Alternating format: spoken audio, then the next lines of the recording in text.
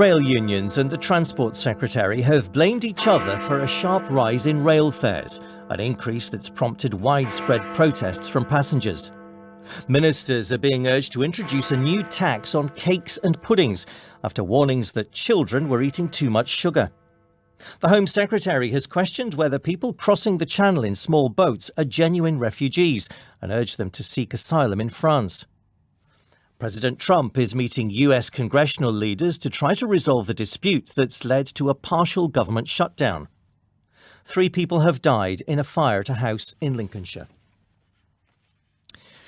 A row has broken out between the Transport Secretary Chris Grayling and the rail unions about who's to blame for this year's rise in rail fares. The cost of regulated tickets in England and Wales has increased by an average of 3.1% today, with passenger groups saying they've been kicked in the wallet following a year of disruption and delays across the network. Mr Grayling said rail workers demanding above-inflation pay rises were the main cause of the increase, but the unions accused him of blaming everyone but himself for the problems on the railways. Our transport correspondent Tom Burridge reports. Today's rail fare rise is more contentious because too often last year commuters were left wondering if their train would turn up. Many passengers this morning were not amused. We travel today on the train as a family from Lantwick Major to Cardiff. It usually costs us about £9.60 and it's gone now up to over £11. We do try and use the train as much as possible, but it's getting to the tipping point now where it can be cheaper for us to drive in. I commute in from Hitchin in Hertfordshire and noticed today that it was £26 something rather than 25, and it's got to the stage now that rather than coming into London, I'm just going to work from home more. At the end of the day, it's a public transport, and if the public can't afford it, then what good is a public transport that's unaffordable?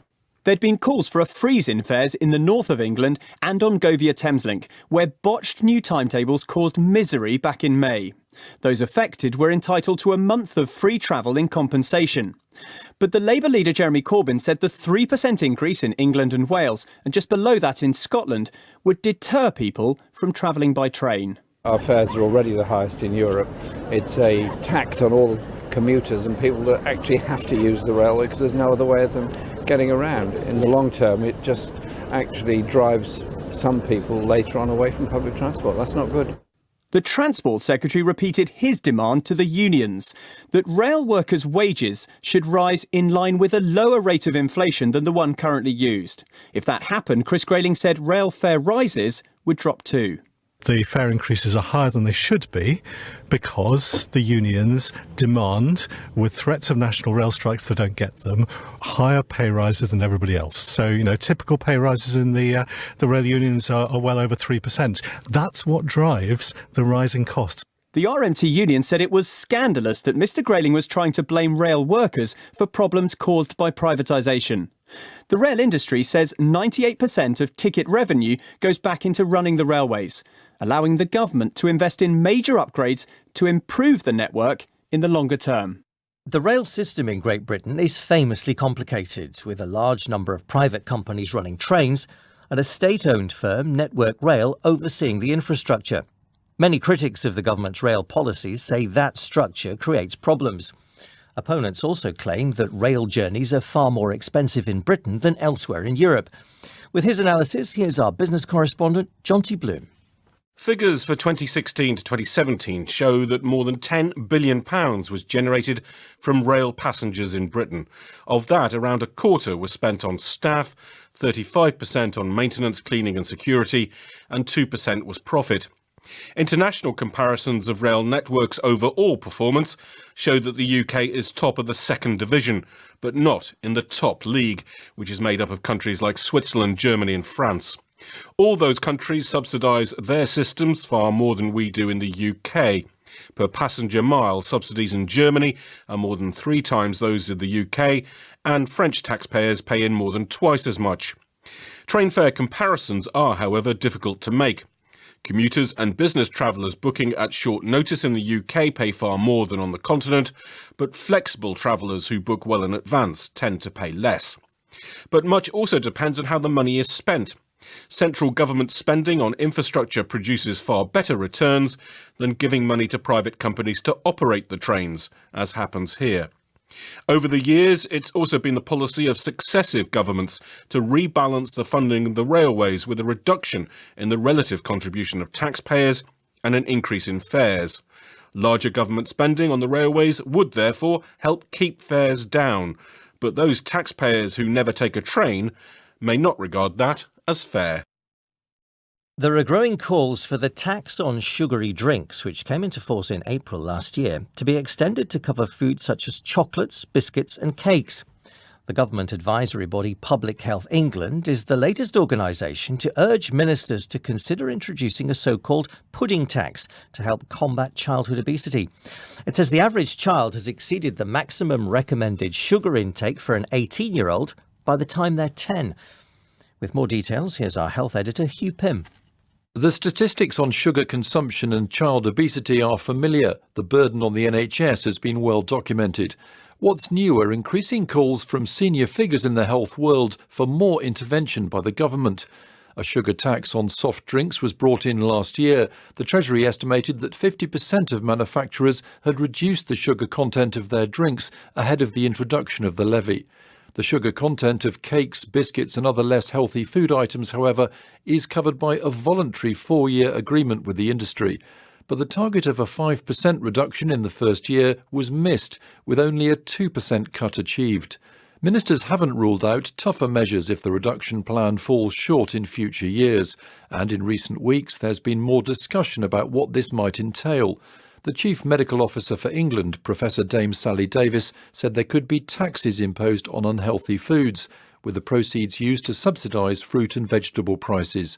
Today, Public Health England added their support. Professor Graham McGregor, chairman of the campaign group Action on Sugar, said taxation was the only solution. The soft drink levy has been hugely successful in reducing sugar intake, and we need more taxes to do the same thing and reformulate foods. It's quite easy to take sugar out slowly from chocolate. People don't. We've done it with salt. We could do it with sugar. The Food and Drink Federation said they were disappointed the focus was on just one nutrient, sugar, and there should be a wider discussion about calories in people's diets.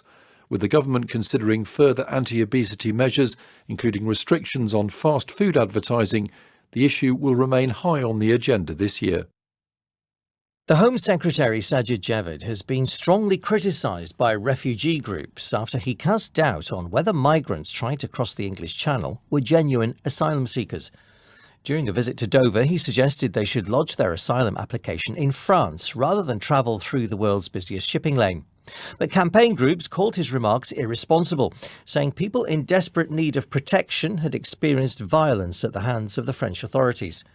Mr Javid also defended the decision to redeploy 2 border cutters to the Channel, including one from the Mediterranean, where hundreds of people are still trying to reach Europe in boats. From Dover, our correspondent Duncan Kennedy reports. The Home Secretary headed out into the Channel on a border force cutter to see for himself the search operation. Sajid Javid spent half an hour on board in the kind of calm conditions that many migrants take advantage of to make their crossing. But Mr Javid questioned whether those coming were actually fleeing persecution. A question has to be asked. If you are a genuine asylum seeker, then why have you not sought asylum in the first safe country that you arrived in? France is not a country where anyone would argue is not safe in any way whatsoever. And if you are genuine, then why not seek asylum in your first safe country? Some migrant support groups said those comments from the Home Secretary were deeply concerning. Tanya Long from the charity Samphire says those risking the crossing should be treated as genuine. I think it's quite irresponsible of him to say that. These people have fled their countries of origin, fled conflict, perhaps oppressive regimes, have made long and challenging journeys to reach Europe, in this case northern France, and only people who are desperate will do that. Although more than 200 migrants have landed since November, the numbers coming are still small in comparison to those trying to cross the Mediterranean. There haven't been any migrants spotted landing in Kent in the past 48 hours. It's not clear why, but few expect the flow to stop. A limited but determined group of people trying to make Britain their home. A survey of British manufacturers suggests that firms are stockpiling goods to protect themselves against the risk of a no-deal Brexit. The December poll of purchasing managers showed factories stocked up on raw materials as well as finished products at one of the fastest rates on record. It raises the prospect that the uncertainty around Britain leaving the EU may benefit the economy in the short term by prompting companies to increase activity levels. But analysts warn the boost will be temporary. Our economics correspondent Darshini David explains. Ahead of Christmas, both the Bank of England and the government urged businesses to do more to prepare for a no-deal scenario. Manufacturers appear to have taken note. According to the Purchasing Managers Report, firms bought components for items like cars at an almost unprecedented rate in December. Respondents said they wanted to avoid the risks to supply chains from shortages and price changes that a disorderly Brexit could bring. Manufacturers have also been increasing production of consumer goods, from food to machinery. This survey doesn't always mirror the official figures, but it's watched closely by policymakers. One of its authors, Duncan Brock from the Chartered Institute of Procurement and Supply, says the boost to activity in factories and workshops is likely to be short-lived and masks lacklustre consumer demand. The underlying picture is quite bleak, really. We're not seeing huge increases in general activity. It is really activities based to stock building. Confidence amongst manufacturers remained close to its lowest level for 2 years. They don't appear to share the optimism of Transport Secretary Chris Grayling, who said he was expecting Channel ports to operate normally in all Brexit circumstances. President Trump has invited Republican and Democratic leaders to a meeting at the White House this evening, nearly 2 weeks into a partial federal government shutdown. At the centre of the political disagreement is Mr. Trump's demand for $5 billion to fund the construction of a wall on the US-Mexico border. A new Congress will convene tomorrow, with Democrats in control of the House of Representatives and Republicans holding a clear majority in the Senate. From Washington, Gary O'Donoghue reports.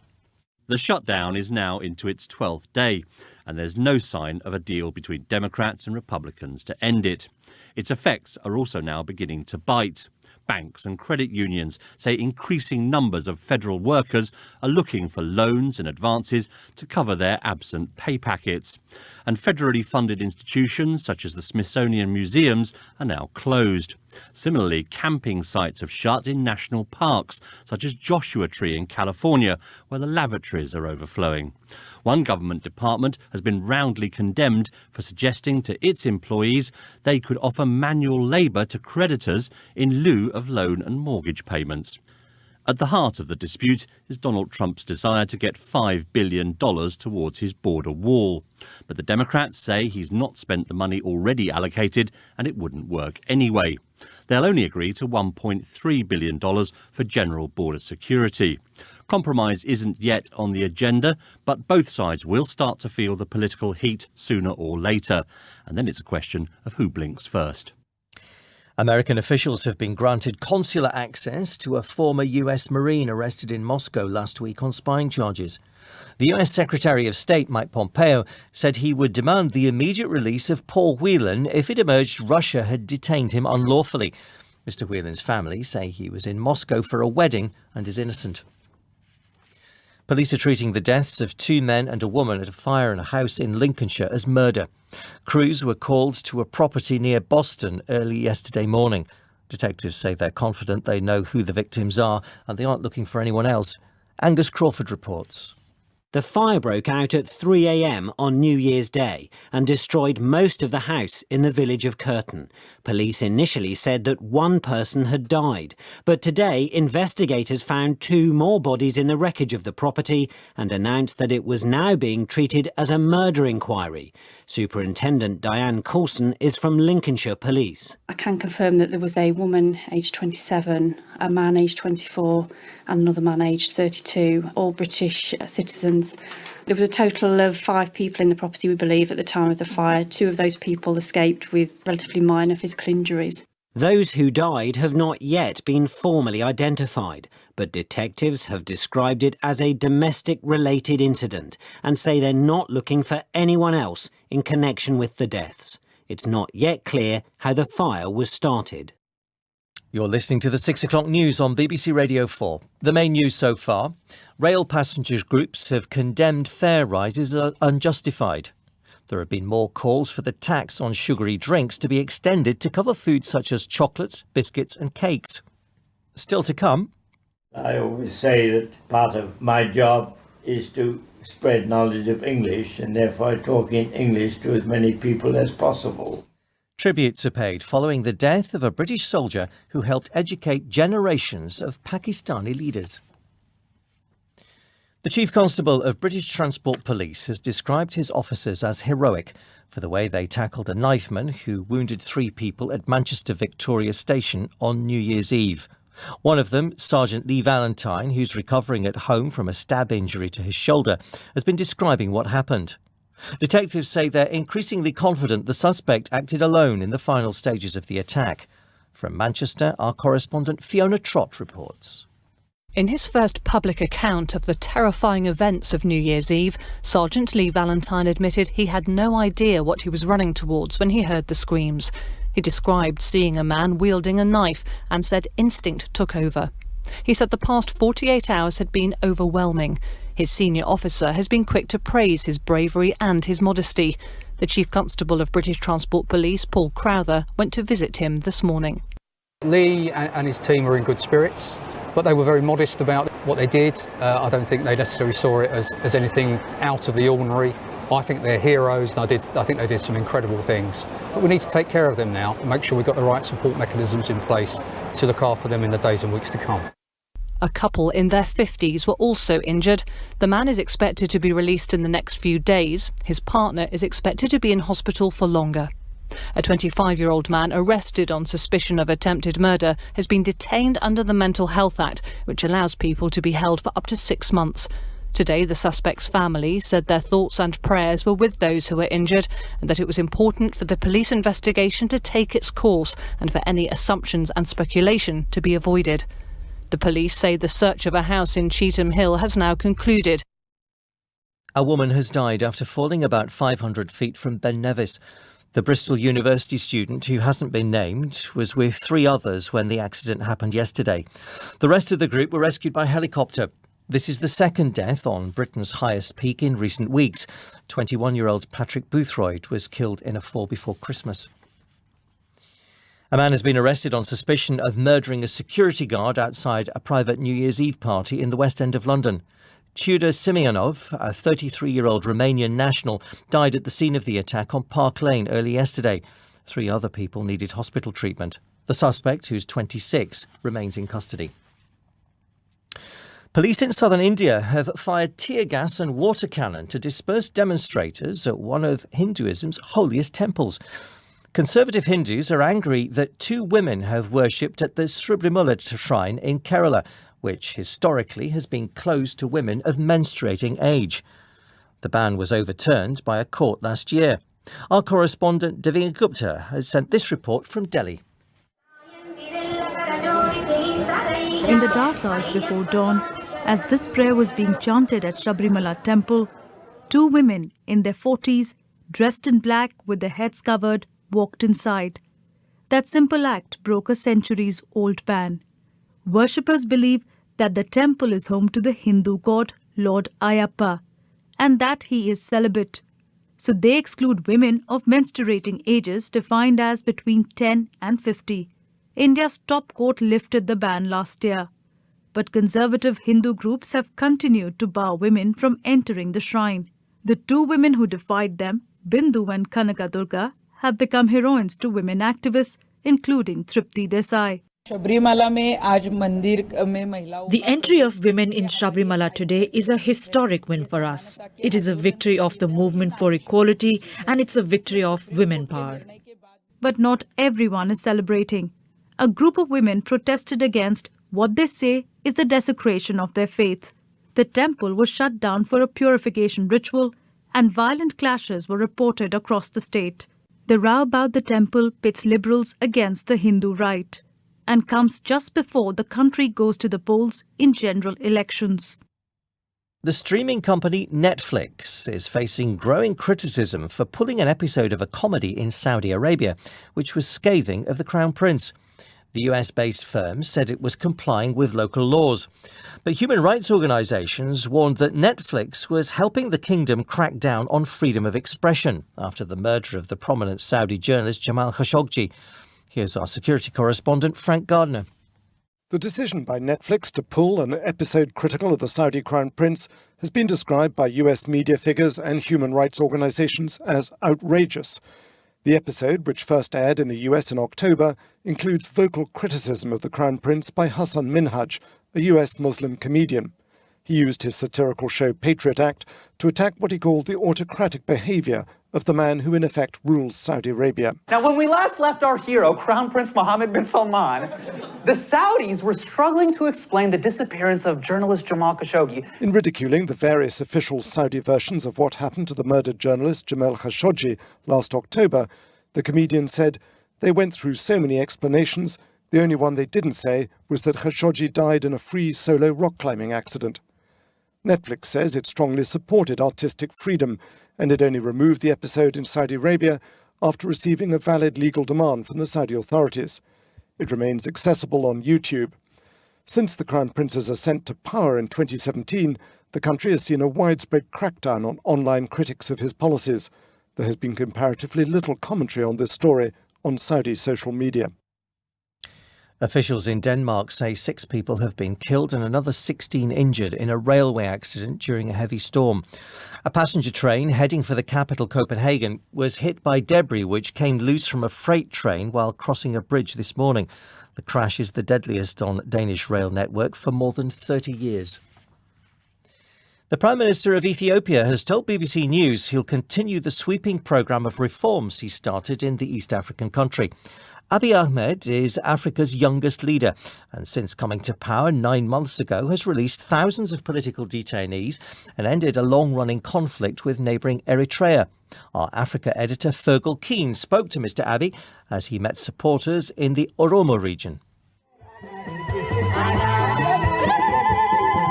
His public appearances are accompanied by rapture, not the regimented applause of party hacks, so often a feature of the Ethiopian past, but a genuine expression of public hope after decades of autocratic rule. Since coming to power, Abiy Ahmed has maintained a relentless pace of reform.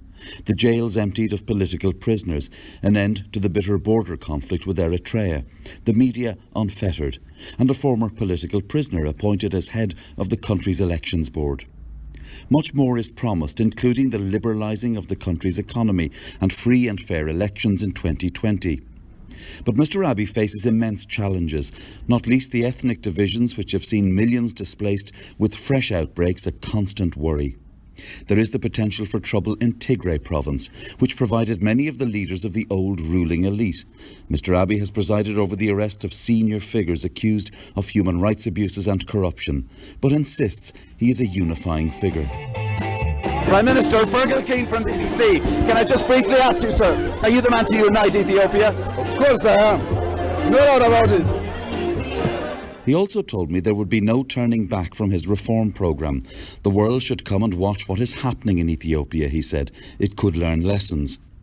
That may turn out to be true if he can drive forward his reform programme without a significantly destabilising ethnic crisis. A surge in last-minute Christmas shopping gave the department store John Lewis an end-of-year boost. The retailer said sales were up 4.5% in the last full week of December compared with the same time last year. It also said there had been a confident start to clearance sales online and in-store. Global markets fell during the day after business surveys suggested that manufacturing industry was contracting in China and had continued to slow in the Eurozone. British shares managed to claw back the losses on the first day of trading this year. In the city, the 100 share index ended the day 6 points higher at 6,734. A short time ago on Wall Street, the Dow Jones was down 31 points at 23,296. On the currency markets, the pound is down 1.6 cents against the dollar at $1.25.7. Against the euro, sterling is down 0.7 of a cent, or €1.10.9, making a euro worth 90.2 pence. The airline Cathay Pacific has said it will honour first and business class tickets that it sold by mistake for a fraction of the usual price. Seats on August flights from Vietnam to New York, which normally cost nearly £13,000, were offered for just over £500. The bargain fares were withdrawn, but not before they'd been spotted by eagle-eyed travel bloggers on New Year's Eve. McNeil Gerhardt from Milwaukee in the United States managed to book a first-class ticket from Boston to Hong Kong and an onward flight to Hanoi in business class for under £1,000. I think a one-way ticket on Cathay first is like $18,000 US, and that's quite a bit out of my price range. So having first-class ticket has always been a dream of mine, internationally, Cathay in particular. And so I was willing to roll the dice to see if this worked. So we just kind of held on for dear life until we got the announcement from Cathay that said, yeah, we'll honor the fares. Andy Murray's latest return from injury has suffered a setback with defeat in the second round of the Brisbane International. The former world number one, who had hip surgery 12 months ago, was beaten in straight sets by Russia's Daniil Medvedev.